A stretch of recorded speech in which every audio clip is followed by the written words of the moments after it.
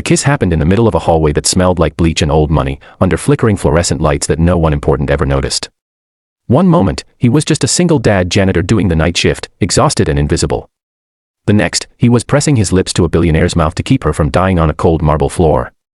That single, desperate act shattered 2 lives forever, and neither of them would ever be the same again. Before the story pulls you deeper, pause for a moment. If you believe in kindness, second chances, and the quiet heroes the world often overlooks, please like this video, share it with someone who needs hope, leave a comment, and subscribe to the channel Single Dad Diaries. Your support helps stories like this reach hearts that need them. He had not planned to be there that night any more than he had planned to become a single father at 29 or a janitor at 32. Life had narrowed his world down to routines because routines were safe. Wake up before dawn, make breakfast for his daughter, walk her to school, work 2 shifts, come home tired but grateful that at least she was asleep under a warm blanket. His name was Daniel, and once, years ago, he had dreams that were bigger than mops and buckets. He had studied engineering, had plans, had a future that made sense. Then illness took his wife, hospital bills took his savings, and grief took his confidence. What remained was responsibility. He cleaned floors in one of the most powerful corporate towers in the city because it paid just enough to keep the lights on and his daughter fed. The building belonged to a woman whose face appeared on magazine covers and financial news segments, a woman who spoke about innovation and vision while standing in rooms full of people who applauded her every word. Her name was Eleanor Blackwood, a self-made billionaire whose company dominated industries and headlines. To the world, she was iron and ice, success wrapped in tailored suits. To Daniel, she was just another name on a directory he dusted every night. He had seen her once or twice from a distance, walking fast, surrounded by assistants, her heels echoing with authority. She had never noticed him, and he had never expected her to. That night, the city outside the glass walls was quiet, rain streaking the windows like tears sliding down steel. Daniel was finishing the last corridor on the executive floor, his hands aching, his back stiff. He was thinking about his daughter's science project due the next morning and how he might stay up late to help her finish it. Then he heard the sound. It was soft at first, like something heavy being dragged across stone, followed by a dull thud. Instinct told him to investigate, though instinct had failed him before. He followed the sound toward a private conference room. Inside, Eleanor Blackwood lay collapsed near the long polished table, her skin pale, her body trembling in a way that didn't look like stress or exhaustion. Panic surged through him, sharp and electric. He was not trained for emergencies. He was not important enough to be in this room. But he was there, and she was dying. He tried calling emergency services, but the building's signal was weak, and time felt like it was slipping through his fingers. He remembered something from years ago, a first aid course he had taken when his wife was pregnant, something about airways and breathing. Eleanor's breathing slowed, then stopped altogether. In that moment, Daniel did not see a billionaire or a powerful figure. He saw a human being on the edge of disappearing, like the woman he had once loved, like the life he had once lost. Fear gave way to determination. He lowered himself to the floor, checked for signs of obstruction, and did the only thing he could think of to force air back into her lungs. He pressed his mouth to hers, awkward and desperate, and breathed life into her with everything he had. The kiss was not romantic. It was clumsy, filled with fear and urgency. It was a man begging the universe not to take another person away in front of him. After what felt like an eternity, Eleanor gasped, her body jolting as air rushed back into her chest. Relief crashed over him so hard he nearly collapsed. Sirens eventually echoed through the building as emergency responders arrived, and Daniel stepped back, shaking, suddenly aware of how small he was in that vast, powerful space. In the chaos that followed, no one asked his name. No one thanked him. He slipped away quietly, his heart still pounding, his lips still tingling with the shock of what he had done. By morning, the news was already spreading that Eleanor Blackwood had suffered a sudden medical emergency but was stable thanks to immediate intervention. Daniel watched the story on a small television in the break room, holding a paper cup of cheap coffee, wondering if it had really happened or if exhaustion had finally broken his mind. Life did not change overnight. He went home, made breakfast, packed lunches, kissed his daughter's forehead as she slept. He scrubbed floors, emptied trash, stayed invisible. But something inside him had shifted. He felt lighter and heavier all at once, like he was carrying a secret that pressed against his ribs. He had saved a life, and yet his own remained exactly the same.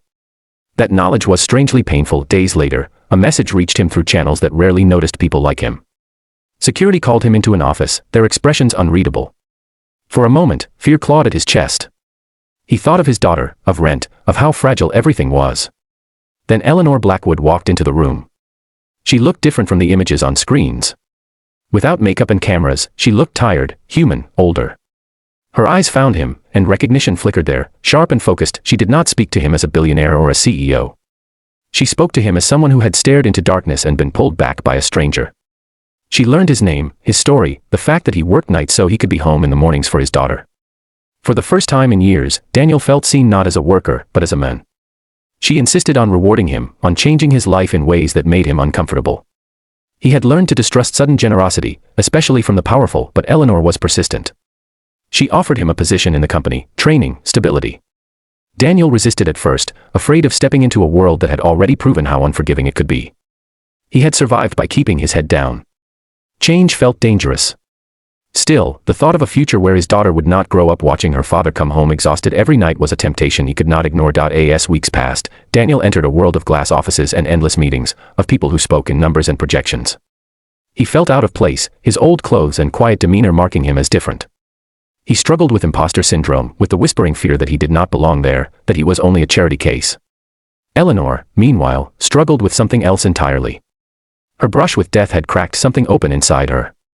Success no longer tasted the same. Long nights alone in penthouse apartments felt emptier than ever. Their lives began to intersect in unexpected ways. Not as a fairy tale, not as a sudden romance, but as two wounded people learning to trust again. Eleanor saw in Daniel a sincerity she had not encountered in years, a man whose love for his child grounded him in reality. Daniel saw in Eleanor a woman burdened by expectations and loneliness, someone who had climbed to the top only to find the air thin and isolating. Challenges did not disappear. Gossip spread quickly in a building full of ambition. People questioned Daniel's place, his worth. He made mistakes, stumbled through presentations, went home some nights convinced he had ruined everything. Eleanor faced criticism for showing vulnerability, for stepping away from relentless expansion to focus on people instead of profits. Both paid a price for choosing humanity over image. At home, Daniel's daughter noticed the changes before anyone else. She saw her father smile more, stand taller.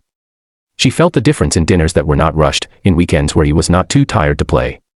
For her, the world became a little safer.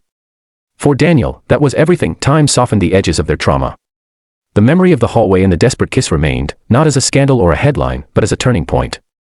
It was the moment when two paths crossed and redirected entire lives. Daniel began to believe in himself again, slowly reclaiming the parts of his identity he had buried under grief. Eleanor learned to slow down, to listen, to let people in. Their bond deepened through shared silence and mutual respect. It was not built on rescue fantasies or power imbalances, but on gratitude and growth. The janitor who had once been invisible now stood in rooms where decisions were made, his voice quiet but steady. The billionaire who had once been untouchable now volunteered at shelters, funded education programs, and spoke openly about fear and failure. Years later, the story would be told in different ways by different people. Some would focus on the kiss, sensationalizing it into something it was never meant to be. Others would frame it as a miracle, a lucky accident. But for Daniel, it was simply the night he chose not to walk away. For Eleanor, it was the night she learned that worth was not measured in net worth or influence, but in connection. Near the end of this story, remember this. If this journey of an ordinary man and an extraordinary woman finding humanity in each other has touched your heart, please take a moment to like this video, share it, comment, and stay connected with Single Dad Diaries. Your engagement keeps these stories alive and reaching others who need them. As life moved forward, Daniel never forgot where he came from. He advocated for fair wages, for respect for the workers who kept the world running quietly in the background. Eleanor used her power to amplify those voices. Together, they proved that change does not always begin with grand plans or perfect timing. Sometimes, it begins with a janitor kneeling on a cold floor, choosing compassion over fear. Before this story ends, we have a special request for you. Please comment below with a single line about what kindness means to you, or a moment when a stranger changed your life. Your words might become someone else's hope. In the end, everything changed not because of a kiss, but because two people dared to care when it mattered most.